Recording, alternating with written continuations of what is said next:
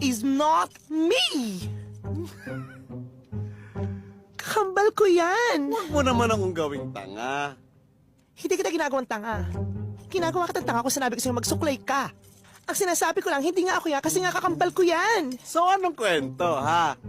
Kambal kayo na pinanganak kayo sa bangka, ha? Dahil may baha, tinamaan ng kidlat yung bangka, inanod yung isa sa papuntang Amerika, yung isa papuntang Bisaya, ganon? Galing! Galing ha? Galing!